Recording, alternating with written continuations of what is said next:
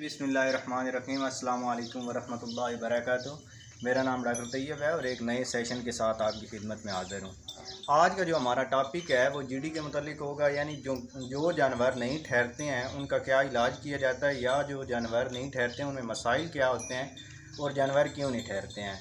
एक तो जब जानवर को हम किसी मेल से फ़ीमेल को क्रॉस करवाते हैं तो मेल में इन्फेक्शन होता है, जिसकी वजह से उस फ़ीमेल में भी इन्फेक्शन आ जाता है, जिसकी वजह से जानवर की बच्चादानी में सोजिश हो जाती है और जानवर नहीं ठहरता है। दूसरा इसमें यह होता है कि जब जानवर जो जहर फेंकता है तो जानवर पूरी जहर नहीं फेंकता है, कुछ उसके जो मादे उसमें रह जाते हैं बच्चादानी के अंदर, और जानवर जो है उसकी वजह से इन्फेक्टेड हो जाता है और जानवर बार बार रिपीट होता रहता है। और तीसरा इसमें ये मसाइल आते हैं कि जानवर की जो बच्चा देता है उस टाइम पे जानवर के बच्चे का जो खुर होता है वो बच्चादानी में कहीं पे लग जाता है, जिसकी वजह से जो है उसमें ज़ख़म हो जाता है और जानवर को उसके बाद ठहरने का जो है वो नहीं होता है। और इसमें ये इसकी अलामात क्या क्या होती हैं, इसकी अलामात ये होती हैं कि जानवर को हम क्रॉस करवाते हैं, जानवर जो है वो नहीं ठहरता है, बार बार रिपीट होता रहता है, और इसके बाद जानवर जो है वो प्रॉपर हीट पे नहीं आता। प्रॉपर हीट का मतलब ये है कि जानवर जो है वो एक तो हफ्ते के बाद जो है वो हीट में आ जाता है, और दूसरा जब वो हीट में आता है तो मुकम्मल अपनी जो अलामात हैं वो शो नहीं करता है। जैसे जानवर हीट में आता है तो मुकम्मल तौर पे पानी नहीं फेंकता है, थोड़ा सा पानी फेंकता है, म्यूकस कम फेंकता है, और जानवर जो है वो हीट कम ख़त्म कर देता है। इसके बाद जो होता है ये प्रॉपर हीट पे क्यों नहीं आता है, एक तो वो मैंने आपको बताया है कि जानवर के अंदर इन्फेक्शन होता है उसकी वजह से नहीं आता है, या दूसरा इसका मसला ये होता है कि जानवर की डाइट जो होती है वो प्रॉपर नहीं होती है। यानी जो हम जानवर को खुराक दे रहे होते हैं वो अपनी मिल्क प्रोडक्शन तो है जो है वो कवर कर रहा होता है, लेकिन इधर से वो जो है बच्चादानी उसकी कमज़ोर हो जाती है।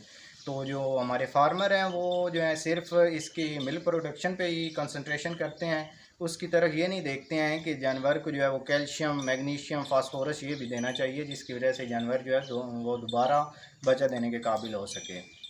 और रिपीट ब्रीडिंग का जो एक और मसला आता है कि जो जानवर इन्फेक्शन होता है उसका हमें कैसे पता चलता है कि जानवर जो है वो हमारा इन्फेक्टेड हो गया है, बार बार जो है ये रिपीट क्यों हो रहा है, इसकी जो है फार्मर को जो पता नहीं चलता है। जब डॉक्टर आता है तो वो आके चेक करता है तो पता चलता है कि जानवर जो इन्फेक्टेड है इसकी यानी बच्चादानी में एक तो सोजिश भी हो सकती है और म्यूकस जो है वो उसका साफ़ होता है। दूसरे नंबर पे ये आता है कि जानवर की बच्चादानी के अंदर सोजिश नहीं होती है, सिर्फ जो है वो बच्चादानी का जो उसका म्यूकस है उसका जो रंगत है वो ख़राब हो जाती है, यानी पीप आना शुरू हो जाती है, जिसकी वजह से वो जानवर जो है वो हमारा नहीं ठहरता है। ये हमारे पास एक भैंस है, इसको तकरीबन इसको बच्चा दिए हुए 6 माह हो चुके हैं। जानवर का जो हमने जो इसका साइकिल रखा होता है वो ये होता है कि हमने 3 माह के अंदर अंदर जानवर को जो है वो दोबारा तो उसको एआई करनी होती है और उसको गबन करना होता है। अगर जानवर जो है वो 6 माह तक जो लंबा अरसा ले जाता है तो इसमें फार्मर का नुकसान होता है, माशी तौर पर भी नुकसान होता है, मालियती तौर पर भी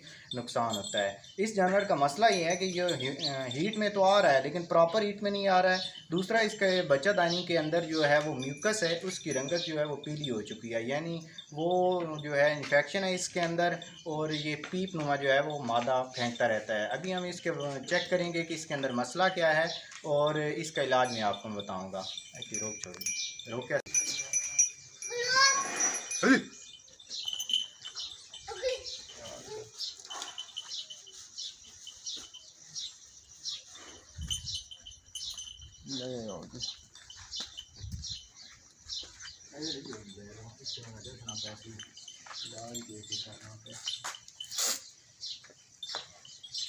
अच्छा जी।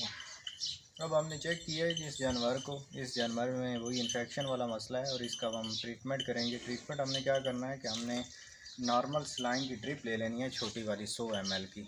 अगर वो आपको मैसर नहीं है तो आपने ऐसे करना है कि सिंपल पानी जो होता है इसको गर्म करवाना है, गर्म करवाएंगे तो फिर इसका रिजल्ट अच्छा आएगा। ये मैंने इसमें पानी गर्म करवाया और मैं अब ये 100 ml पहले पानी लूँगा, उसके अंदर ऑक्सी टेट्रासाइक्लिन 50 ml डालूँगा।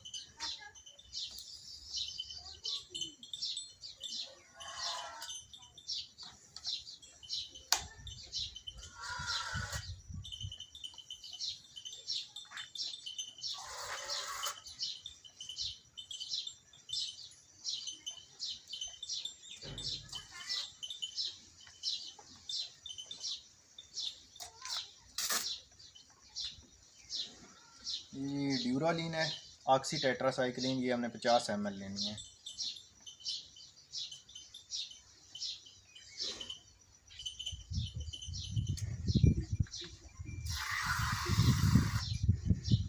तो सही है, फंसी है खल ठीक है ना, सही नहीं।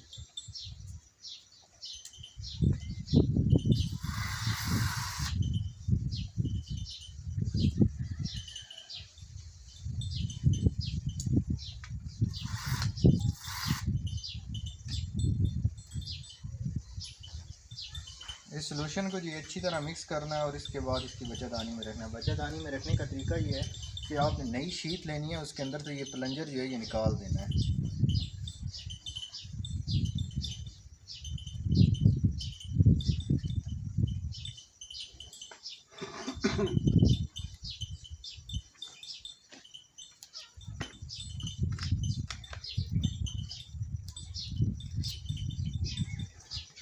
उसके बाद शीट को रॉड के ऊपर लगाना है और रॉड के ज़रिए ये सॉल्यूशन बचतदानी के अंदर रख देना है।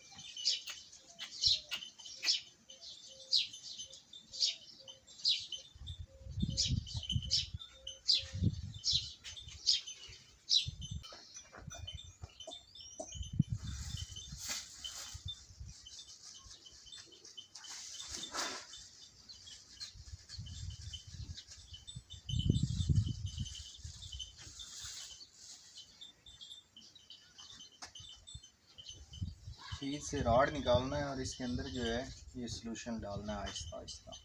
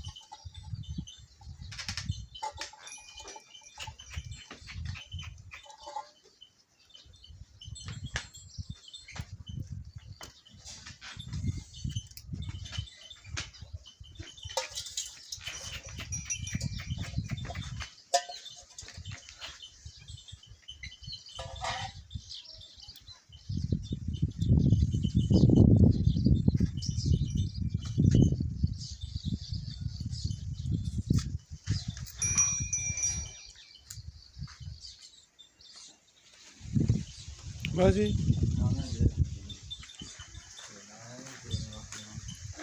कर सुनो ना ना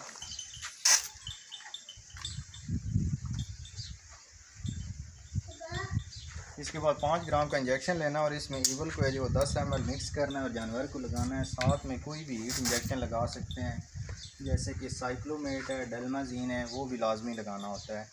ये मैं अब ईवल जो है 10 ml इसमें मिक्स करूँगा।